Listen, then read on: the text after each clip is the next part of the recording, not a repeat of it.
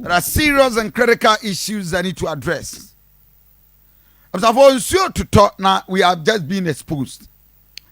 Anra yako Sakoban yako share the bridge Akoma FM 87.9 and issues are edawa a creative problem.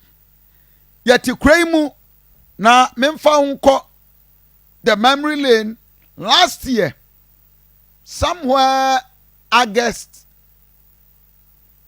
ana nanado dan kwako fado eba Santa region be ye to ebra president by na okoto one of the areas our okoye was Apire.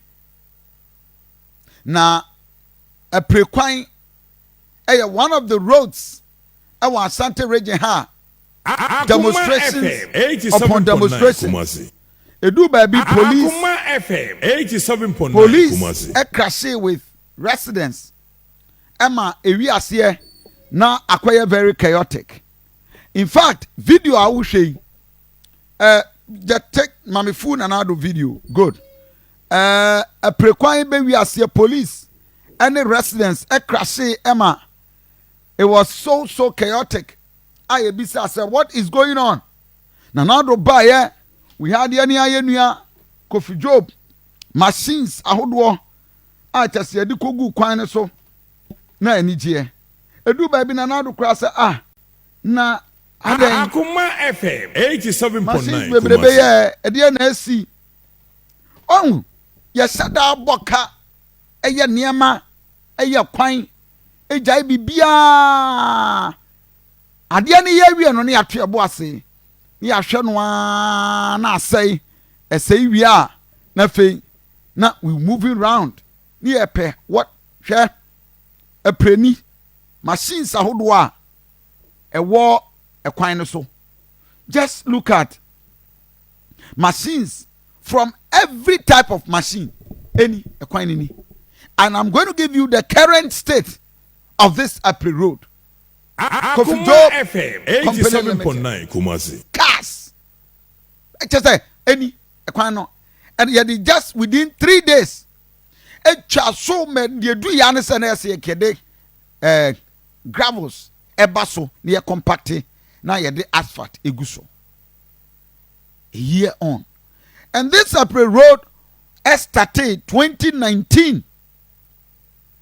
2019, I about to 2020 about it was somewhere June 2019. Residents started demonstration. Paper. It took the regional minister, took everybody and a Apire. Akoma FM 87.9 Kumasi. Another than Kwako Fuado had to come in and everybody. This is the president. Now tier residents.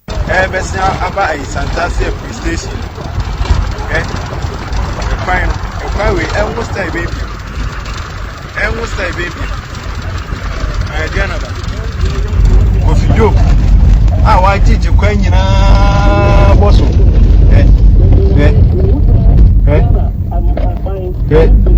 A Queen, I know, Fred, general manager was a former, I was it. I'm more trying my Queen out. In ye. If you know. I don't say you should not talk. Because I'm repairing in future. I didn't see people so I didn't see on them. Yamia, don't know when you quite so. Go for a thief in honor. It's all for a reader. I bet you can. It's all for a reader. And Diana Baku, she said, no, man, that is any other for coin so. Once I will come back. Portable. Very high.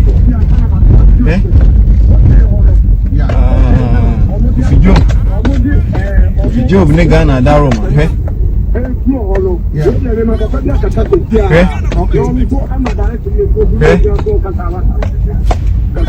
We also chairman now. She got on me. Got to be on me.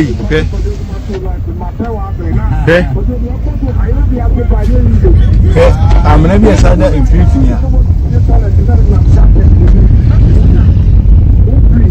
A query obi brasanti ye o twama na wo say ben bi eh bridge bi o mo ye so mu yo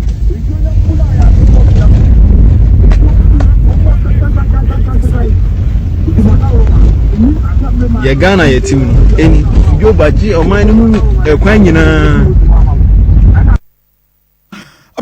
This was a resident our video the buy as a coffee. Watch what is going on. Yeah, you can't blame the contractor. Coffee job crew machines are or they are so. There is no money. But the MD yaw kakra and say when the president is coming now you ntri our car money will say all mine won't try ameka memfa machines in call. We take everything at the kokogu kwan so. Okay? This was last year. A year on. A quina ye jina so ye a compact ye nano. I'm giving you the current state. A quina pro. And this is not only April. Several other areas. A quina bridges. Muamua a buakwa. Muamua Denchamoso. Muamua Chadia. Muamu unsio to toy. People are just destroying their cars.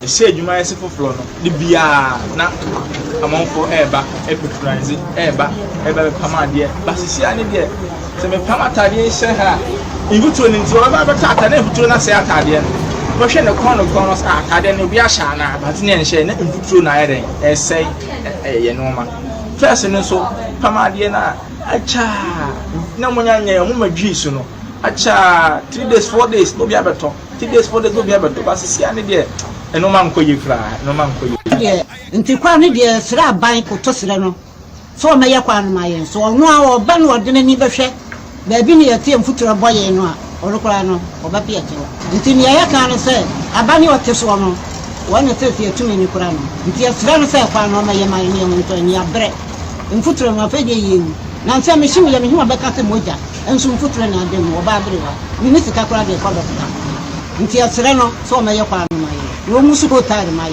anya fa ya to aba ne ya ntoni china ye do sa na ye wo Apire junction me pa to because of mfutu nti ye nya adwuma mu se me se fi atade ye ntimi mfa uniform ma adwuma ma board me ya ba ya nso ma board ko se ma me pe mfutu nti ye sra ban se o me ye kwan no mai even se na mo de no ko ntimi so be ye na ni mu ya o mo mfa nsuo emegu so ma ye sre.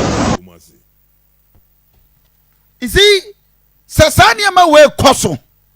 Ewo Kumasi abonten so. Sesia roads construction project, many things has come to a halt. Airport, the Jaidi atuo. Konfanoche, the new blog ane koso. The Jai. Kejetia new project of a penny, and this was just within 3 days last year. Yeah. Ye jina so pepa hwe machines and so all type of machines ye de koso machines ni mo amhwe Facebook page. Emergency road construction,